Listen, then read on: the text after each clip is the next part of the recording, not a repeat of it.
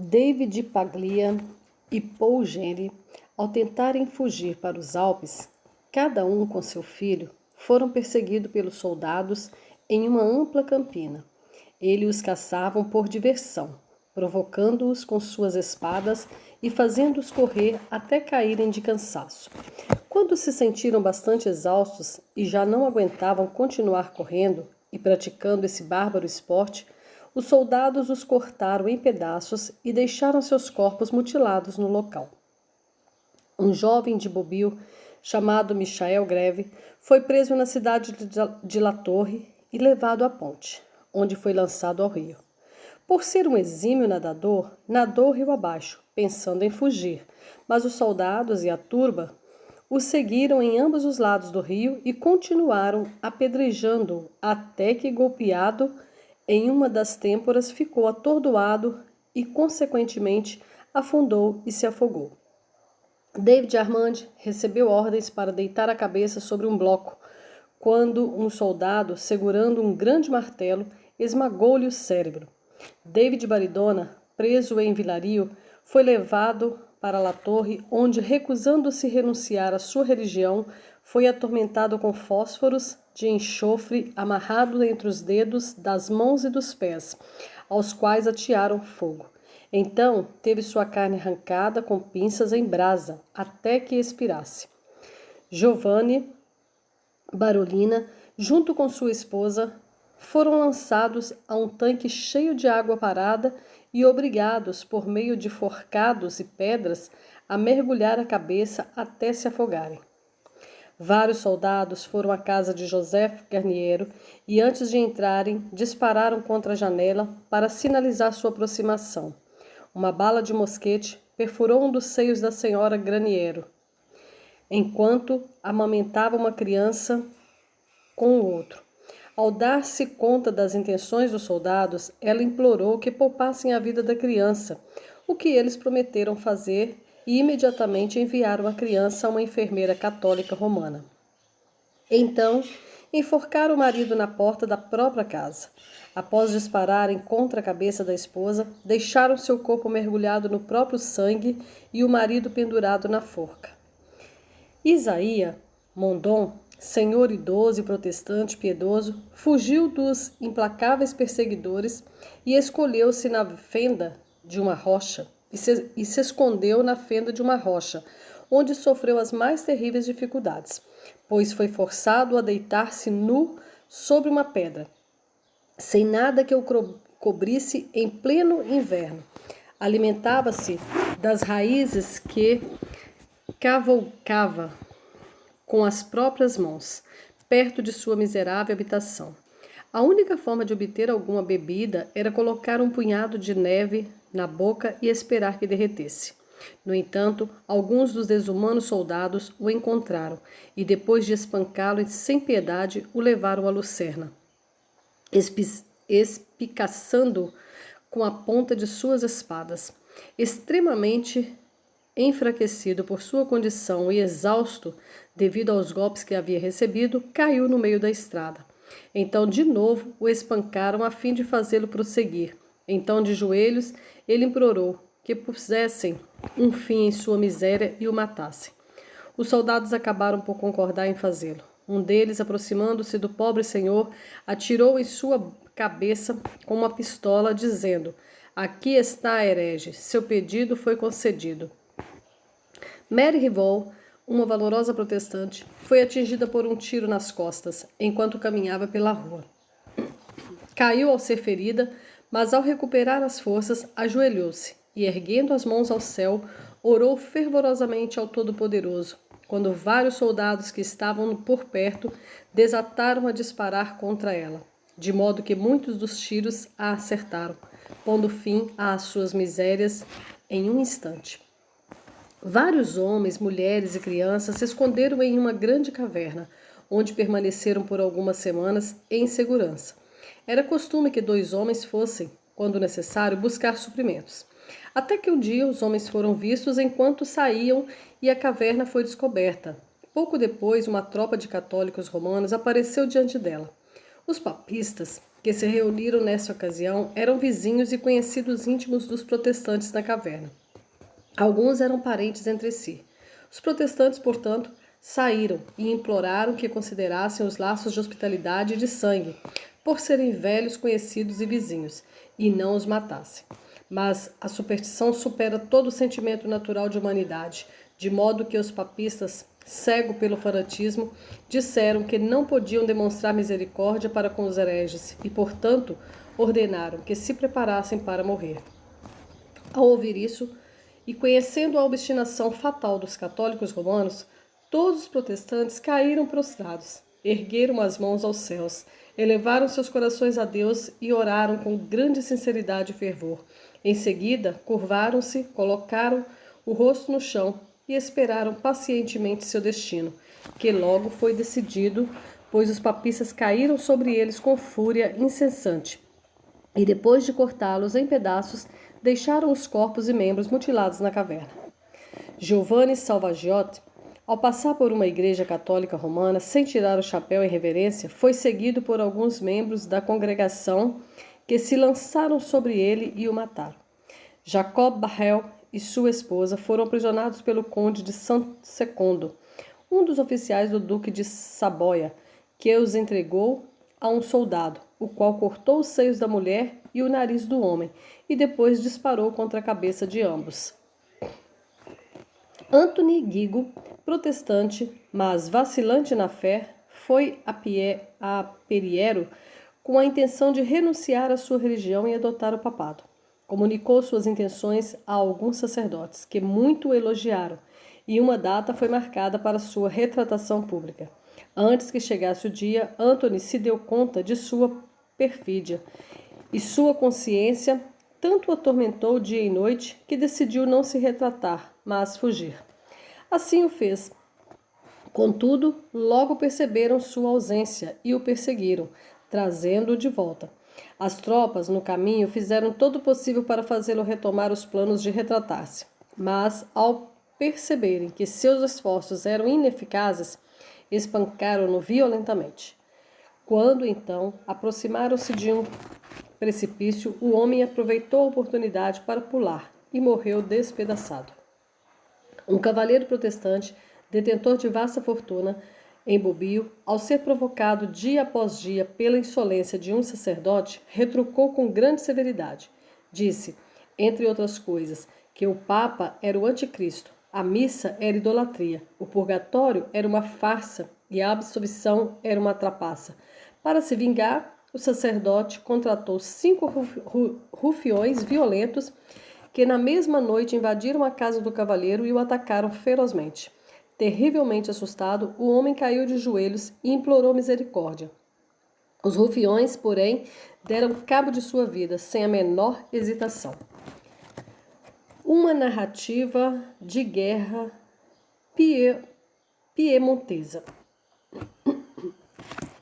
Os massacres e assassinatos já mencionados foram cometidos nos vales de Piemonte, quase devastando a maioria das cidades e vilarejos. Apenas um lugar não fora atacado, o que se devia à dificuldade de se aproximar. Essa era a pequena comuna de Roras, situada sobre uma rocha. À medida que a carnificina se abrandava em outros lugares, o conde de Cristople, um dos oficiais do duque de Saboia, decidiu, se possível, dominar aquele local. E com isso em mente, destacou 300 homens para um ataque surpresa.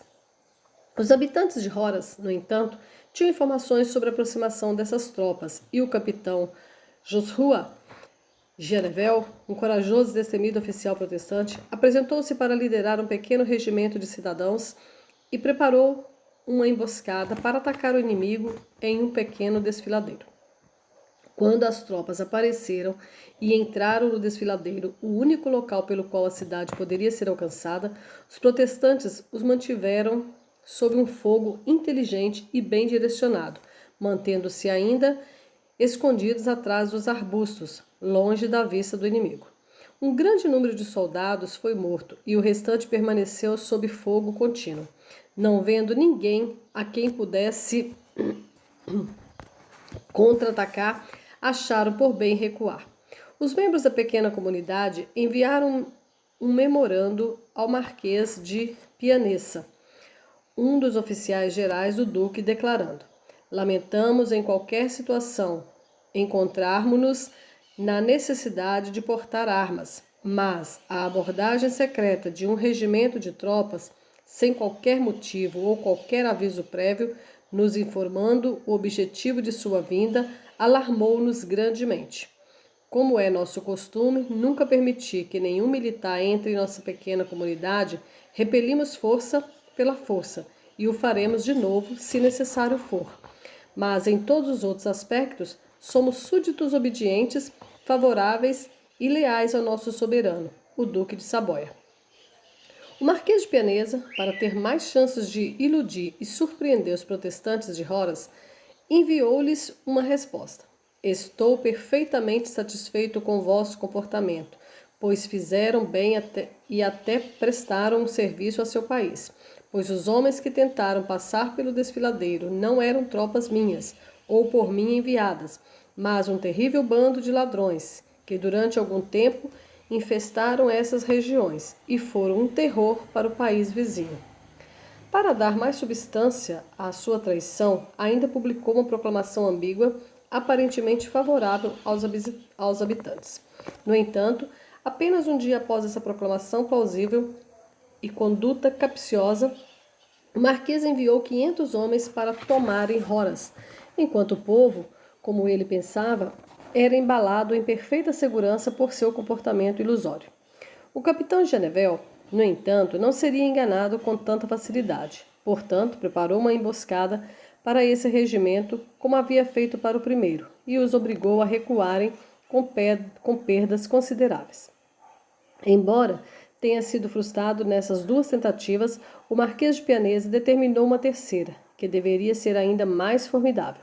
Mas, primeiro, publicou imprudentemente outra proclamação, negando qualquer conhecimento de sua segunda tentativa.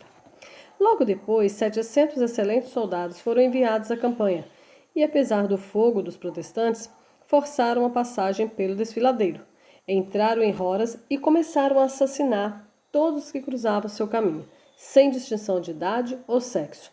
O capitão protestante Genevel, à frente de um pequeno regimento, apesar de ter perdido o desfiladeiro, decidiu resistir à passagem deles em um acesso fortificado que levava à melhor e mais rica parte da cidade. Ali teve êxito, mantendo um fogo contínuo, graças aos seus homens, todos exímios atiradores. O comandante católico romano ficou bastante surpreso com essa oposição, pois imaginava já ter superado todas as dificuldades. No entanto, esforçou-se para forçar a passagem, mas sendo capaz de colocar apenas 12 homens lado a lado de cada vez, e com os protestantes sendo protegidos por um parapeito, ficou perplexo com o punhado de homens que a ele se opunham. Enfurecido pela perda de tantas tropas e com medo da desgraça, caso persistisse em tentar o que parecia tão impraticável, achou que o mais sábio seria recuar, não desejando, no entanto, retirar seus homens pelo desfiladeiro pelo qual entrara, devido à dificuldade e perigo da empreitada. Decidiu recuar em direção a Vilário, por outra passagem chamada Piampra, que, apesar de difícil acesso, era de fácil descida. Mas teve outro contratempo, pois o capitão Genavel havia postado seu pequeno bando ali e feriu muito as tropas ao passarem, até mesmo perseguindo-os, até entrarem em campo aberto. O Marquês de Pianessa, ao perceber que todas as suas tentativas foram frustradas e que todo o artifício que usava servia apenas como um sinal de alarme para os habitantes de Horas, decidiu agir abertamente e assim determinou que grandes recompensas seriam oferecidas a qualquer um que levantasse armas contra os obstinados heréis de Horas, como os chamava. Ainda determinou que qualquer oficial que os exterminasse seria recompensado esplendidamente. Então contratou o capitão Mário, um católico romano fanático e um terrível rufião para conduzir a campanha. Ele, portanto, obteve licença para criar um regimento nas 6 cidades a seguir: Lucerna, Borges, Famolas, Bobbio, Begnal e Cavos. Ao completar seu regimento, que consistia em 1.000 homens, o capitão estabeleceu seu plano de não passar pelos desfiladeiros ou pelas passagens, mas tentar alcançar o cume de uma rocha, de onde imaginou poder espalhar suas tropas na cidade sem muita dificuldade ou oposição. Os protestantes permitiram que as tropas católicas romanas quase conquistassem o cume do rochedo, sem lhes fazer nenhuma oposição ou sequer aparecer à vista. Mas, quando as tropas estavam quase alcançando o topo, os protestantes empreenderam um ataque furioso contra elas. Uma parte mantendo um fogo bem direcionado e constante e outra parte rolando pedras enormes em sua direção. Isso interrompeu a investida das tropas papistas. Muitos foram mortos pelos mosquetes e muitos mais pelas pedras que os derrubaram do precipício. Vários caíram, vítimas da própria pressa, pois, ao tentarem um recuo precipitado, caíram e foram despedaçados. O próprio capitão Mário, por pouco escapou com vida, pois caiu de uma escarpa em um rio que banhava a base da rocha. Foi levado sem sentidos e mais tarde veio a recobrá-los, mas adoeceu devido aos ferimentos por um longo tempo. Por fim, sua saúde se deteriorou em Lucerna, onde morreu. Outro regimento recebeu ordens para fazer um ataque contra Horas, a partir do acampamento de Vilário, mas estes também foram derrotados, por meio de uma emboscada dos protestantes e obrigados a recuar novamente para o acampamento de Vilário. Depois de cada uma dessas esmagadoras vitórias, o capitão Janavel proferia o devido discurso a seus homens, fazendo-os ajoelhar-se e render graças ao Todo-Poderoso por sua proteção providencial. Então costumava concluir com o 11º salmo, no qual o indivíduo deposita sua confiança em Deus. O Marquês de Pianessa encolerizou-se profundamente por ter sido tão rechaçado pelos poucos habitantes de Horas. Portanto, decidiu tentar a expulsão de uma maneira que dificilmente poderia fracassar. Com isso em mente, ordenou que todas as milícias católicas romanas do Piemonte fossem convocadas e treinadas. Cumpridas as suas ordens, juntou às milícias 8.000 soldados profissionais e, dividindo o todo em 3 regimentos distintos, planejou que 3 importantes ataques ocorressem simultaneamente, a menos que o povo de Horas, a quem enviou o relato de seus grandes preparativos, cumprisse as seguintes condições. Primeiro, pedir perdão por pegar em armas. Segundo, pagar as despesas de todas as incursões enviadas contra eles. Terceiro, reconhecer a infabilidade papal. Quarto, ir à missa. Quinto, orar aos santos. Sexto, usar barba. Sétimo, entregar seus ministros. 8, entregar seus professores. 9, adotar a confissão. 10º, pagar empréstimos para a libertação de almas do purgatório. 11º, entregar o capitão Janavel para que fizessem com ele conforme lhes aprovesse. E 12º, entregar os presbitérios de sua igreja, para que fizessem com eles conforme lhes aprovesse. Os habitantes de Horas, ao tomarem conhecimento de tais condições, foram tomados por justa indignação, e, em resposta, enviaram mensagem aos marquês dizendo que muito mais preferiam sofrer 3 das coisas mais desagradáveis à humanidade, como: primeiro, terem suas propriedades apreendidas; segundo, terem suas casas queimadas; e terceiro, serem assassinados. Exasperado com essa mensagem, o Marquês lhes enviou esta lacônica epístola: para os rebeldes hereges que habitam Horas, logo tereis o que desejais, pois as tropas enviadas contra vós têm ordens rigorosas para saquear, queimar e matar. Pianessa. Os 3 exércitos foram, então, acionados e instruídos a atacarem da seguinte maneira: o primeiro, pelas rochas do Vilario; o segundo, pela passagem de Bagnol; e o terceiro, pelo desfiladeiro de Lucerna. As tropas entraram à força graças à sua superioridade numérica, e, tendo conquistado as rochas, a passagem e o desfiladeiro, começaram a fazer as mais horríveis depredações e a perpetrar as maiores crueldades. Homens foram enforcados, queimados, torturados até a morte ou esquartejados.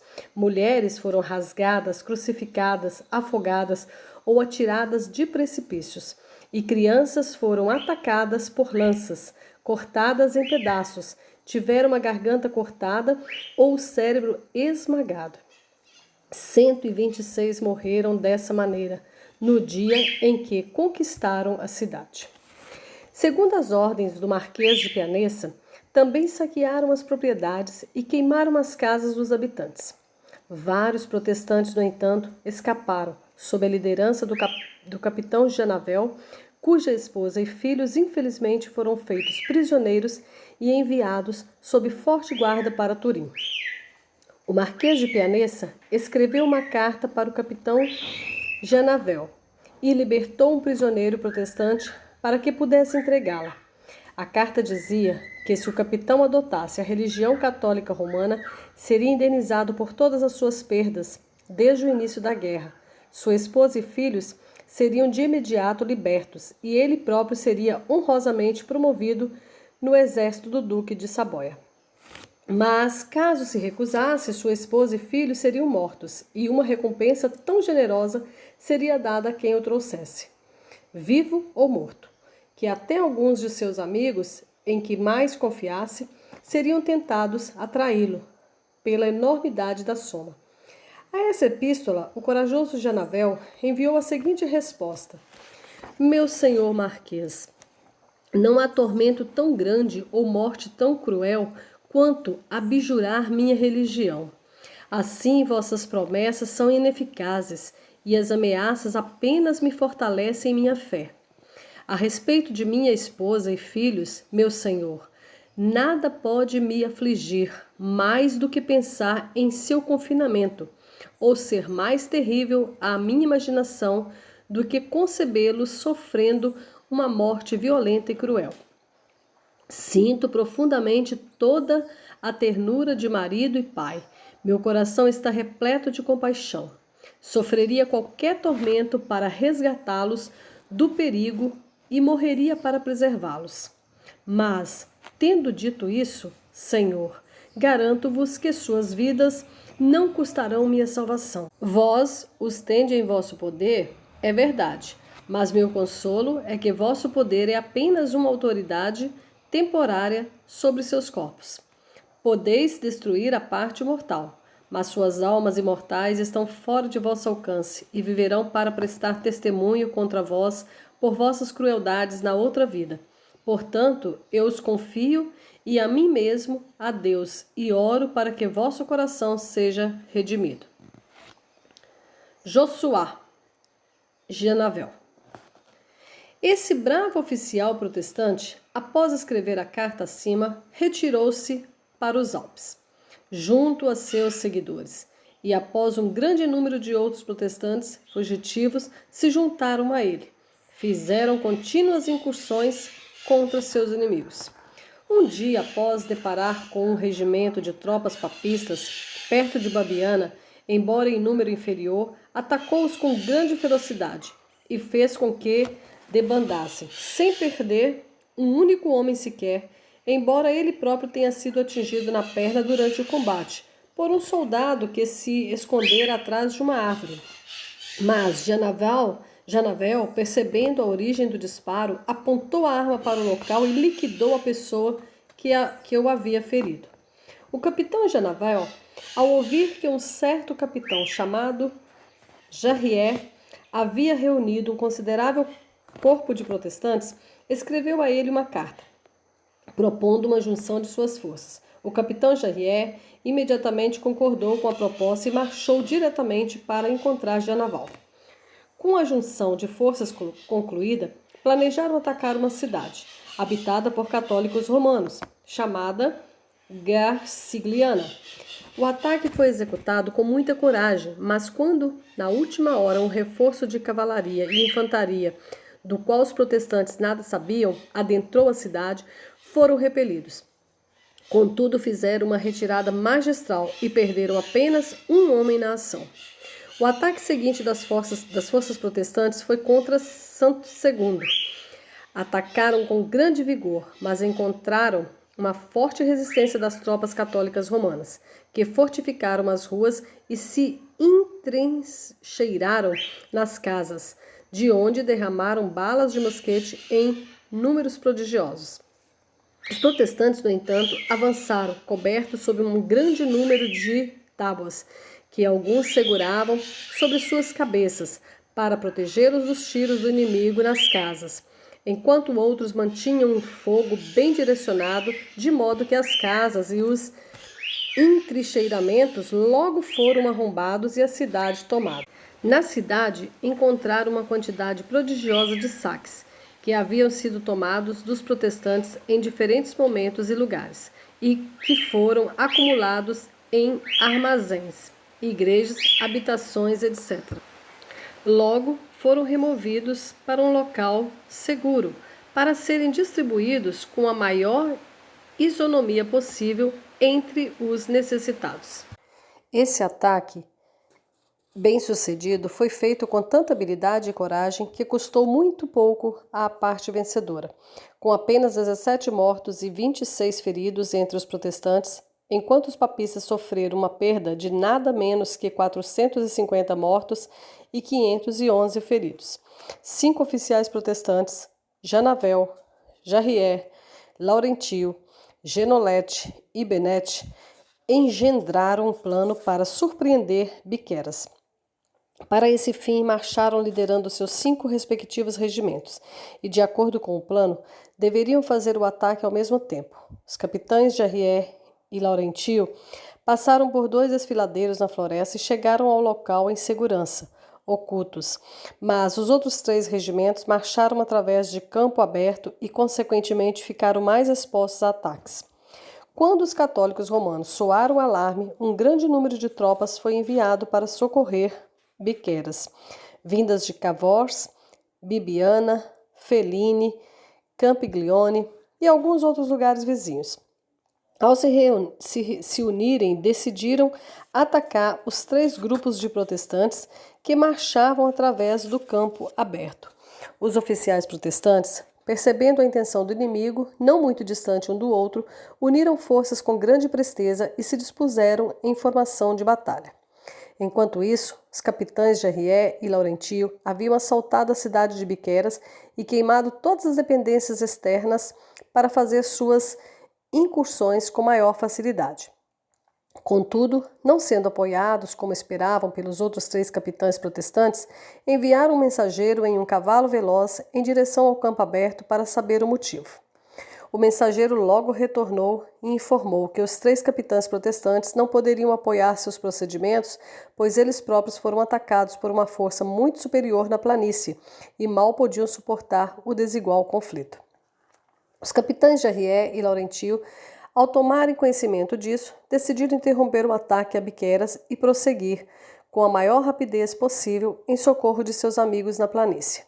Esse plano se provou essencial para socorrê-los, pois assim que chegaram ao local onde os 2 exércitos se enfrentavam, as tropas papistas começaram a prevalecer e estavam a ponto de flanquear a ala esquerda, comandada pelo capitão Gianavel.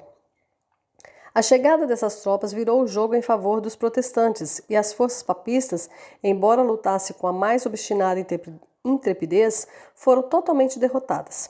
Houve grande número de mortos e feridos de ambos os lados, e as fardagens, provisões militares, etc., levadas pelos protestantes foram consideráveis. O capitão Janavel, de posse de informações de que 300 homens do inimigo iriam transportar uma grande quantidade de mantimentos, provisões, etc., de La Torre ao castelo de Mirabac, decidiu atacá-los no caminho, iniciou o ataque em Malbec, embora dispusesse de uma força muito inadequada. A disputa foi longa e sangrenta, mas os protestantes foram obrigados a ceder à superioridade numérica e recuar, o que fizeram com muita ordem e poucas perdas. O capitão Janavel avançou para um posto elevado, situado próximo à cidade de Vilario, e depois enviou as seguintes informações e comandos aos seus habitantes. Primeiro, que atacaria a cidade em 24 horas. Segundo, que a respeito dos católicos romanos que portavam armas pertencentes ou não ao exército, agiria segundo a lei da retaliação e iria matá-los pelas numerosas depredações e muitos assassinatos cruéis que cometeram. Terceiro, que todas as mulheres e crianças, qualquer que fosse sua religião, estariam seguras. Quarto, que todos os protestantes saíssem da cidade e se juntassem a ele. Quinto, que todos os apóstatas que por fraqueza tivessem abjurado sua religião seriam considerados inimigos, a menos que renunciassem à sua abjuração. E sexto, todos que retornassem ao seu dever para com Deus e para consigo mesmos deveriam ser recebidos como amigos. Os protestantes deixaram imediatamente a cidade e se juntaram ao capitão Janavel com grande satisfação, e aos poucos que fraqueza ou medo por fraqueza ou medo haviam abjurado sua fé, retrataram-se de sua abjuração e foram recebidos no seio da igreja. Como o Marquês de Pianessa havia removido o exército e acampado em uma parte bastante diferente do país, os católicos romanos de Vilario julgaram que seria tolice tentar defender o local com a pequena força que tinham. Portanto, fugiram com a maior urgência, deixando a cidade e a maior parte de suas propriedades ao critério dos protestantes. Os comandantes protestantes, após convocarem um conselho de guerra, decidiram organizar um ataque contra a cidade de La Torre. Os papistas, ao serem informados do plano, destacaram algumas tropas para defender um desfiladeiro, através do qual os protestantes deveriam marchar, mas foram derrotados, obrigados a abandonar o desfiladeiro e forçados a recuar para La Torre. Os protestantes prosseguiram em sua marcha e as tropas de La Torre, em resposta à sua aproximação, fizeram uma furiosa arremetida, mas foram repelidos com grandes perdas e obrigados a procurar abrigo na cidade. O governador agora pensava apenas em defender o local, que os protestantes começaram a atacar em formação, mas depois de muitos ataques corajosos e furiosos, investidas, os comandantes decidiram abandonar a empreitada por várias razões, sobretudo por julgarem o local bem protegido, seus próprios números muito fracos e sua artilharia inadequada para a tarefa de derrubar suas muralhas. Ao tomarem essa decisão, os comandantes protestantes iniciaram uma retirada magistral e a conduziram com tal formação que o inimigo optou por não os perseguir, nem atacou sua retaguarda, o que poderia ter feito enquanto passavam pelo desfiladeiro. No dia seguinte, reagruparam-se, inspecionaram o exército e descobriram que era um total de 495 homens. Então organizaram um conselho de guerra e planejaram uma empreitada mais fácil. Atacariam a comunidade de Crussol, um lugar habitado pelos mais fanáticos católicos romanos e que haviam praticado durante as perseguições as mais inauditas crueldades contra os protestantes. O povo de Crussol, ao tomar conhecimento do plano contra eles, fugiu para uma fortaleza vizinha, situada em uma rocha onde os protestantes não podiam alcançá-los, pois poucos homens podiam barrar seu acesso, mesmo contra um numeroso exército. Assim, protegeram seu povo, mas estavam com muita pressa para proteger suas propriedades, da qual a maior parte havia sido saqueada dos protestantes e agora, felizmente, caíra novamente na posse dos proprietários por direito. Consistia em muitos artigos valiosos, bem como o que na época era de muito mais importância, a saber, uma grande quantidade de provisões militares. No dia seguinte, à partida dos protestantes, 800 tropas chegaram em auxílio do povo de Crussol, tendo sido despachadas de Lucerna, Biqueras, Cavors, etc. Mas, percebendo que era tarde demais e que a busca seria inútil, para não voltar de mãos vazias, começaram a saquear as aldeias vizinhas, embora o que tenham saqueado fosse de seus amigos. Depois de coletar um saque considerável, começaram a dividi-lo, mas, discordando da divisão, passaram de palavras a socos, causaram grande estrago e depois saquearam uns aos outros.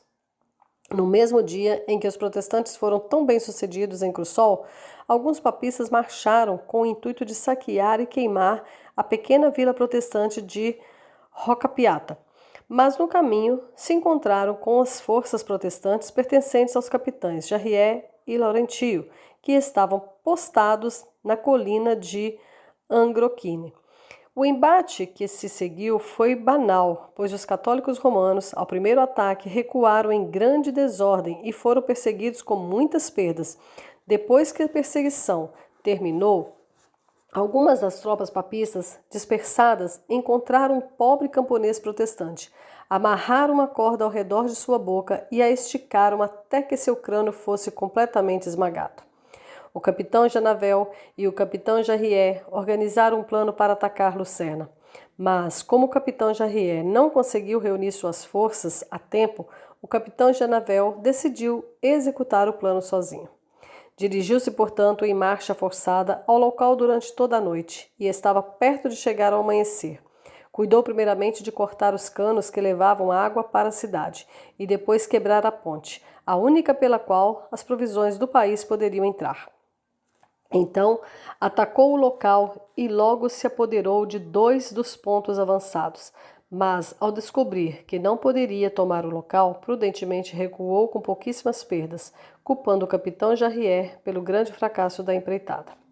Os papistas foram informados de que o capitão Janavel estava em Angrocine, com sua própria companhia apenas, e decidiram surpreendê-lo, se possível. Portanto, um grande número de tropas foi destacado de La Torre e de outros lugares. Um grupo deles subiu ao topo de uma montanha, sob a qual estava acampado, e a outra parte pretendia tomar o portão de São Bartolomeu. Os papistas estavam certos de que capturariam o capitão Janavel e cada um de seus homens, pois estes eram apenas 300 e os papistas contavam com 2.500. Seus planos, no entanto, foram providencialmente frustrados, pois um dos soldados papistas tocou uma trombeta de maneira imprudente antes que o sinal de ataque fosse dado. O capitão Janavês fez soar o alarme e posicionou sua pequena companhia tão vantajosamente no portão de São Bartolomeu e no desfiladeiro pelo qual o inimigo deveria descer a partir das montanhas que as tropas católicas romanas falharam em ambos os ataques e foram rechaçados com perdas bastante consideráveis. Logo depois, o capitão Jarrier chegou a Angrocine e junto suas forças às do capitão Janavel, dando razões suficientes para justificar seu fracasso mencionado anteriormente. O capitão Jarrier agora fazia várias incursões secretas com grande sucesso, sempre selecionando as tropas mais atuantes, pertencentes a Janavel e a ele próprio.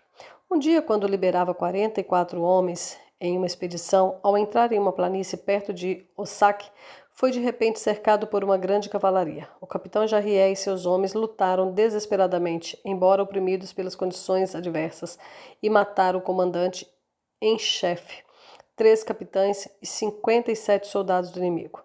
Mas o próprio capitão Jarrier foi morto, com 35 de seus homens, enquanto o restante se rendeu. Um dos soldados cortou a cabeça do capitão Jarrier, levou-o para Turim e a apresentou ao duque de Saboia, que o recompensou com 600 ducados. A morte desse cavaleiro foi uma perda significativa para os protestantes, pois era um verdadeiro amigo e companheiro da Igreja Reformada. Possuía um espírito destemido, de modo que nenhuma dificuldade o impedia de levar uma empreitada a cabo, e nenhum perigo o aterrorizava em sua missão. Era piedoso sem presunção e humano sem fraqueza, ousado no campo de batalha, manso na vida doméstica, de um gênio penetrante, ativo em espírito e resoluto em todos os seus intentos. Para aumentar a aflição dos protestantes, o capitão Janavel foi logo depois ferido de tal maneira que foi obrigado a se recolher ao leito. Os infortúnios, no entanto, concederam-lhes nova coragem e eles decidiram não deixar sua determinação se abalar, atacando um corpo de tropas papistas com grande intrepidez. Os protestantes eram muito inferiores em número, mas lutaram com mais bravura que os papistas e finalmente os dispersaram com considerável massacre. Durante a ação, um sargento chamado Michael Bertino foi morto, ao que seu filho, que estava logo atrás dele, saltou para seu lugar e disse: "Perdi meu pai, mas coragem, companheiros, soldados, Deus é um pai para todos nós." Da mesma maneira, ocorreram várias escaramuças entre as tropas de La Torre e Tagliareto e as forças protestantes que, em geral, terminavam em favor dessas. Um cavaleiro protestante chamado Andrew formou um regimento de cavalaria e assumiu seu comando. Sir John Leger convenceu um grande número de protestantes a se organizarem em batalhões voluntários, e um excelente oficial chamado Michelin estabeleceu vários contingentes de tropas leves. Todos esses se juntaram aos remanescentes das tropas protestantes veteranas, pois grande número se perdeu nas várias batalhas, escaramuças, cercos e etc., constituindo um exército respeitável que os oficiais achavam adequado para montar acampamento próximo a San Giovanni. Os comandantes católicos romanos, alarmados com a aparência formidável e o aumento da força dos contingentes protestantes, decidiram desalojá-los de seu acampamento. Seguindo esse plano, reuniram um grande batalhão, consistindo na maior parte das guarnições das cidades católicas romanas. Os recrutados das brigadas irlandesas, um grande número de soldados profissionais enviados pelo Marquês de Pianessa, tropas auxiliares e batalhões independentes. Tais grupos, tendo formado uma aliança, acamparam próximo aos protestantes e passaram vários dias convocando conselhos de guerra e debatendo sobre o modo mais apropriado de proceder. Alguns eram favoráveis a saquear a região, a fim de atrair os protestantes para longe de seu acampamento. Outros preferiam esperar pacientemente até serem atacados. E um terceiro grupo era favorável a atacar o acampamento protestante e tentar dominar tudo o que nele havia. O último plano prevaleceu, e a manhã seguinte a decisão foi escolhida para executá-lo. As tropas católicas romanas foram separadas em 4 divisões, 3 das quais deveriam fazer ataques em diferentes pontos. A quarta deveria permanecer como reserva para agir conforme a ocasião exigisse. Um dos oficiais católicos romanos, antes do ataque, ordenou a seus homens: companheiros soldados, vós agora entrareis em uma grande batalha, que vos trará fama e riquezas. Os motivos de agirdes com bravura são igualmente da mais importante natureza: a honra de mostrar lealdade ao vosso soberano, o prazer de derramar sangue herético e a perspectiva de saquear o campo protestante. Então, meus bravos companheiros, atacai, não deis tréguas, matai todos os que encontrarem e levai tudo o que alcançardes. Após esse desumano discurso, a batalha começou e o campo protestante foi atacado por 3 lugares com fúria inconcebível. A batalha foi travada com grande obstinação e perseverança de ambos os lados, prosseguindo sem cessar por 4 horas, pois os vários batalhões de ambos os soldados se revezavam alternadamente e dessa forma mantinham um fogo contínuo durante todo o combate. Durante o engajamento dos exércitos principais, foi enviado um destacamento do corpo de reserva para atacar o poço de Castelas, que, se os papistas tivessem conquistado, teria-lhes dado o controle sobre os vales de Perosa, São Martinho e Lucerna, mas foram repelidos com grandes perdas e obrigados a retornar ao corpo de reserva, de onde haviam sido destacados. Logo após o retorno desse destacamento, as tropas católicas romanas, pressionadas duramente na batalha principal, pediram que o batalhão reserva viesse em seu apoio. Estes marcharam em seu auxílio e por algum tempo mantiveram a contenda incerta, mas no final prevaleceu o valor dos protestantes e os papistas foram derrotados, com perdas de mais de 300 homens mortos e muitos outros feridos. Quando o síndico de Lucerna, que era de fato um papista, mas não um fanático, viu o grande número de homens feridos trazidos para aquela cidade, exclamou: "Ah, pensei que os lobos costumavam devorar os hereges, mas agora vejo os hereges comerem os lobos." Essa expressão foi relatada ao senhor Marolis, comandante em chefe da Igreja Católica Romana em Lucerna, que enviou uma carta muito séria e ameaçadora ao síndico. Este ficou tão apavorado que o susto o deixou com febre e ele morreu alguns dias depois. Essa grande batalha foi travada pouco antes do início da colheita, quando os papistas, exasperados com sua desgraça e decididos a qualquer tipo de vingança, espalharam-se à noite em grupos dispersos entre os melhores campos de milho dos protestantes e atearam fogo em diversos pontos. Alguns desses dispersos grupos, no entanto, sofreram por sua conduta, pois os protestantes, alarmados à noite pelo fogo que ardia em meio ao milho, perseguiram os fugitivos de manhã cedo e, alcançando a muitos, os mataram. Da mesma forma, o capitão protestante Belin, em retaliação, foi com um regimento de tropas leves e incendiou os subúrbios de La Torre, fazendo sua retirada em seguida com pouquíssimas perdas. Alguns dias depois, o capitão Belin, com um regimento muito mais forte, atacou a cidade de La Torre.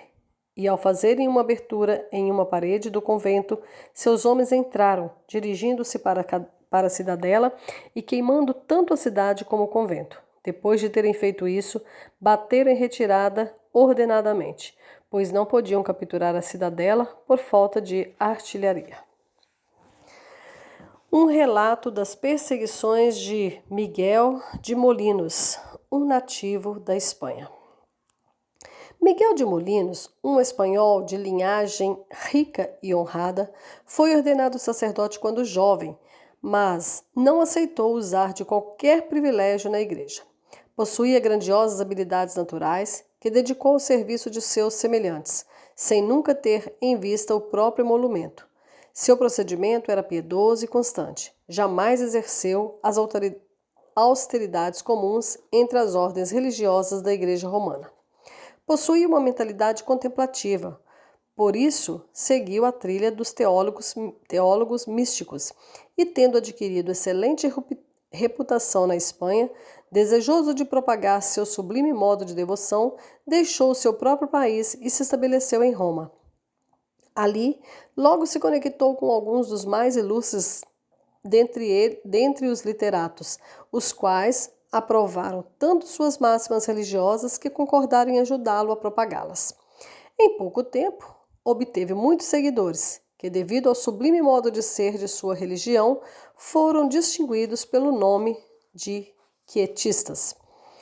Em 1675, Molinos publicou um livro intitulado Segundo Guida Spirituale, o Guia Espiritual, ao qual foram acrescentadas cartas de recomendação de vários grandes personagens. Entre eles estavam o arcebispo de Régio, o general dos franciscanos e o padre Martim de Esparça, um jesuíta que havia sido professor de teologia em Salamanca e Roma. Assim que publicado, o livro foi amplamente lido e muito prestigiado, tanto na Itália quanto na Espanha. Tal ocasião levou a reputação do autor de tal maneira que o contato com ele era cobiçado pelos mais respeitáveis nomes. Foram-lhe enviadas cartas por parte de várias pessoas para que se estabelecesse uma comunicação entre ele e os que aprovavam seu método em diferentes partes da Europa.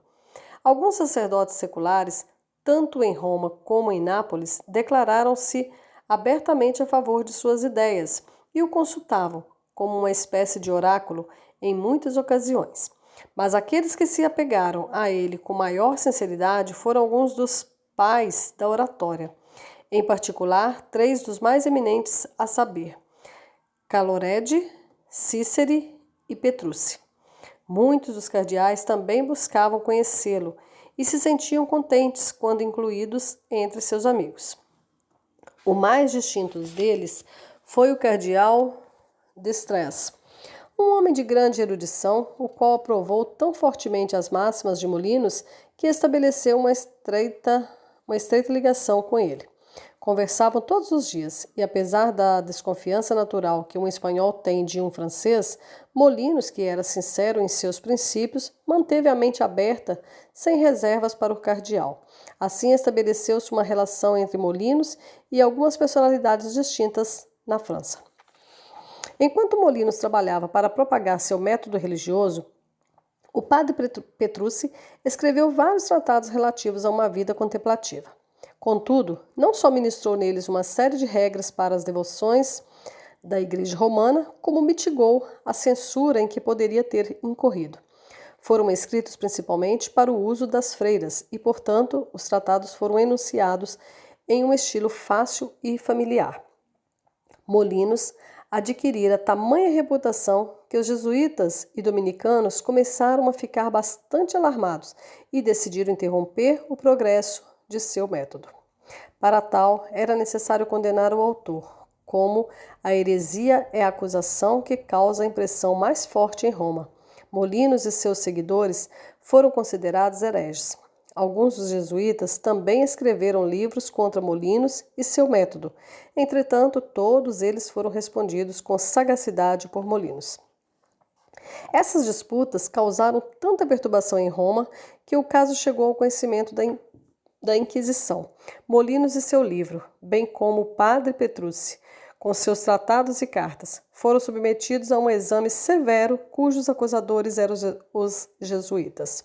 Um dos membros da sociedade, de fato, aprovara o livro de Molinos, mas o restante cuidava para que não fosse visto em Roma. No decorrer do exame, Molinos e Petrucci se saíram tão bem que seus livros foram aprovados de novo, e as respostas escritas pelos jesuítas, censuradas e consideradas escandalosas. A conduta de Petrucci, em tal ocasião, foi tão satisfatória que não apenas aumentou a credibilidade da causa, como também contribuiu para seu próprio emolumento, pois logo foi nomeado bispo de Jesus, o que foi uma nova declaração do Papa a seu favor. Seus livros tornaram-se mais valorizados do que nunca. Seu método ganhou mais seguidores e a novidade trazida com a nova aprovação dada após tão vigorosa acusação por parte dos jesuítas contribuiu para aumentar o crédito e o número de seus partidários. A conduta do padre Petrucci, em sua nova dignidade, contribuiu tanto para aumentar sua reputação que seus inimigos não estavam mais dispostos a lhe causar outras perturbações. Aliás, havia menos razão de censura em seus escritos que nos de Molinos. Algumas passagens nos escritos de Molinos não foram expressas com tanta cautela, mas davam espaço para os que fizessem objeções. Por outro lado, Petrucci se expressava de forma completa, embora dispusesse da mesma facilidade para remover as objeções feitas a alguns trechos de seus escritos. A grandiosa reputação adquirida por Molinos e Petrucci causou um aumento diário na quantidade de quietistas. Todos os que eram considerados sinceramente devotos, ou ao menos afetavam sê-lo, eram contabilizados entre os números.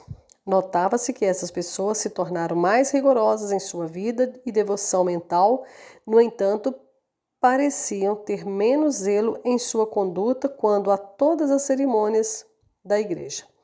Não eram tão assíduos à missa, nem tão diligentes em realizar missas por seus amigos, tampouco eram vistas se confessando ou participando de procissões.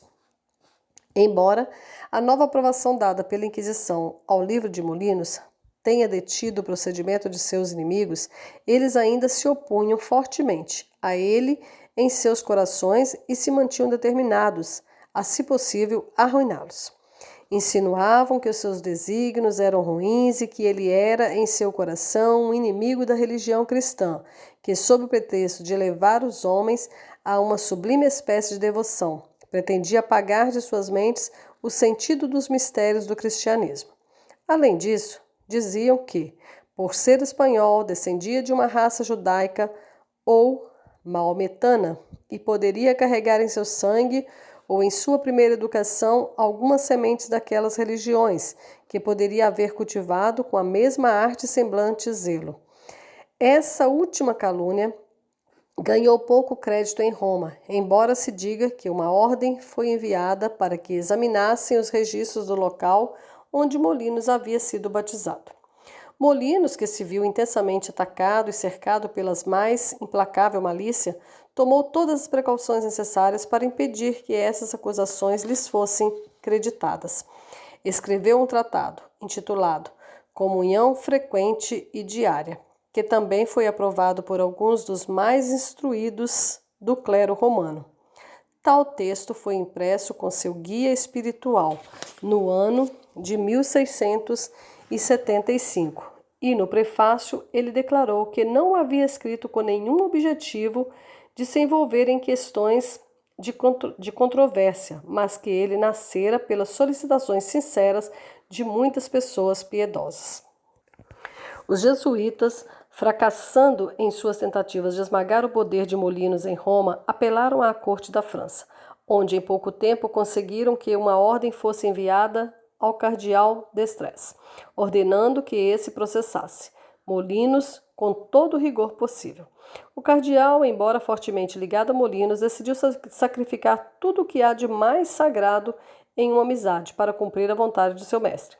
Ao perceber, no entanto, que não havia acusações suficientes contra ele, decidiu suprir a necessidade com as próprias mãos. Foi, portanto, aos inquisidores e os informou acerca de vários detalhes, não apenas em relação a Molinos, mas também a Petrucci, os quais, com vários de seus amigos, foram submetidos à Inquisição.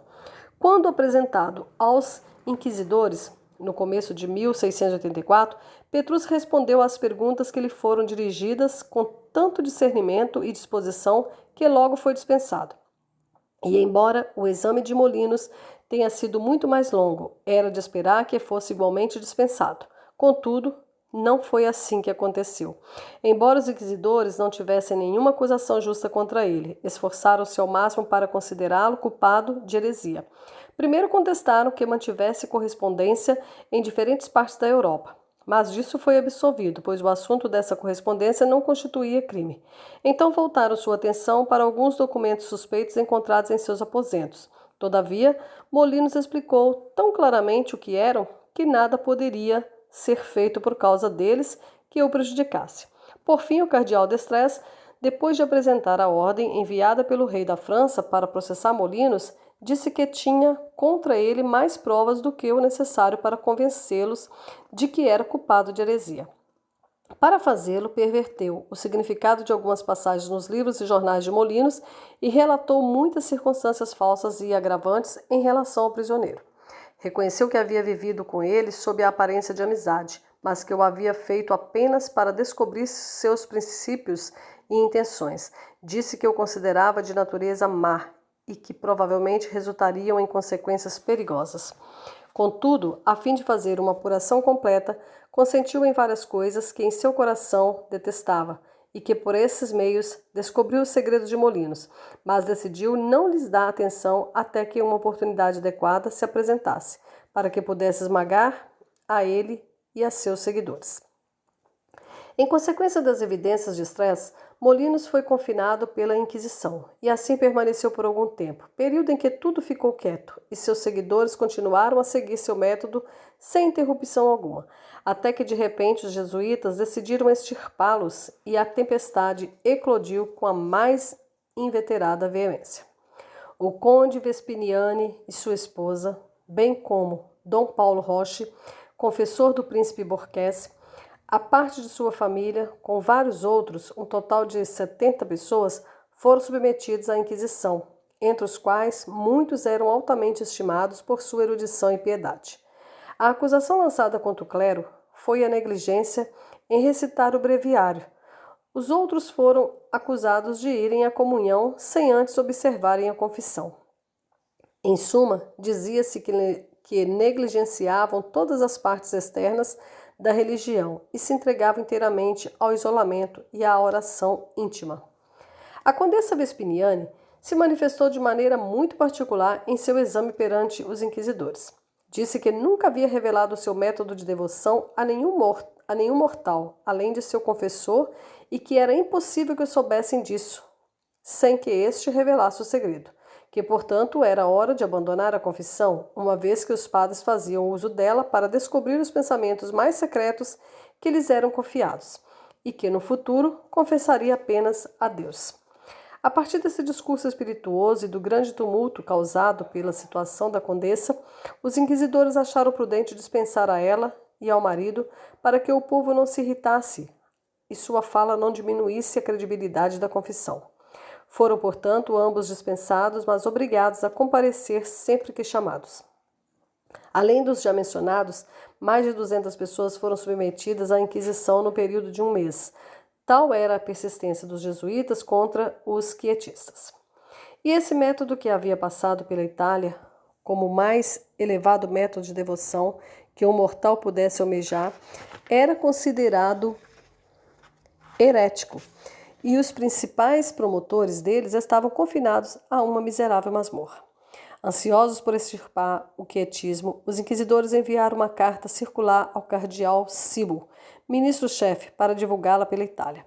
Ela foi endereçada a todos os prelados, informando-os de que, visto que muitas escolas e fraternidades foram estabelecidas em várias partes da Itália, algumas pessoas, sob o pretexto de guiar a outros nos caminhos do espírito por meio de orações íntimas, instilaram muitas heresias abomináveis.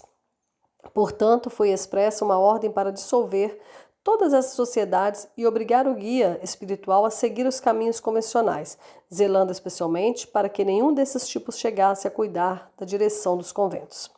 Da mesma forma, foram dadas ordens para proceder no caminho da justiça contra aqueles que deveriam ser considerados culpados desses equívocos abomináveis. Depois disso, foi feita uma investigação rigorosa em todos os conventos de Roma, quando se descobriu que a maioria dos diretores e confessores estava envolvida nesse novo método.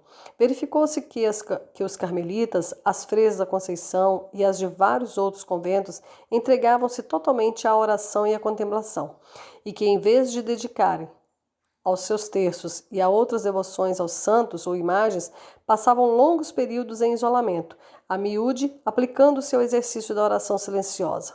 Quando lhes perguntaram por que haviam deixado de lado o uso de seus terços e formas antigas, a resposta foi que seus diretores os haviam aconselhado a fazê-los.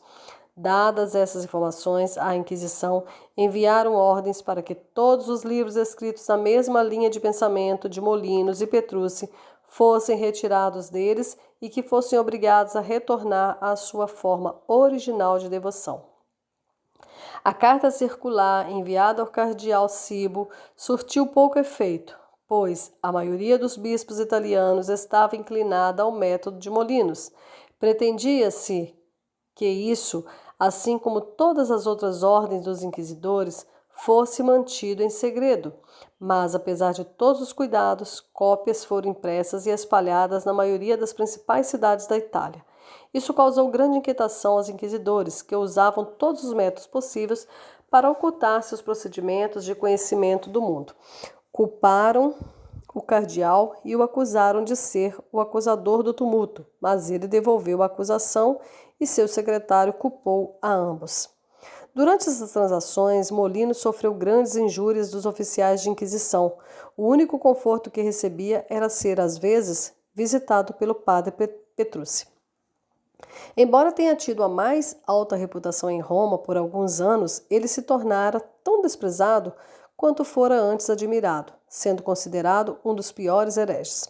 A maior parte dos seguidores de Molinos, que haviam sido submetidos à Inquisição, tendo abandonado seu método, foram dispensados, mas um destino mais difícil aguardava seu líder. Depois de passar um tempo considerável na prisão, ele foi levado novamente aos inquisidores para responder a vários artigos apresentados contra ele a partir de seus escritos. Assim que compareceu ao tribunal, uma corrente foi colocada em volta de seu corpo e uma vela de cera foi posta em sua mão. E então 2 frades leram em voz alta os artigos de acusação. Molinos respondeu a cada uma delas com grande firmeza e resolução, apesar de seus argumentos sobrejurarem totalmente a relevância das acusações, foi considerado culpado de heresia e condenado à prisão perpétua. Ao sair da corte, contou com a presença de um padre que lhe manifestara o maior respeito.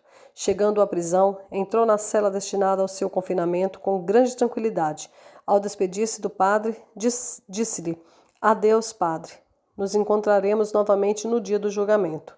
E então se saberá de que lado está a verdade, do meu lado ou do vosso." Durante seu confinamento, foi torturado várias vezes de formas muito cruéis, até que, por fim, a severidade dos castigos sobrepuxou sua força e encerrou sua existência. A morte de Molinos impressionou tanto os seus seguidores que a maior parte deles logo abandonou seu método. Pela persistência dos jesuítas, o quietismo foi totalmente extirpado em todo o país.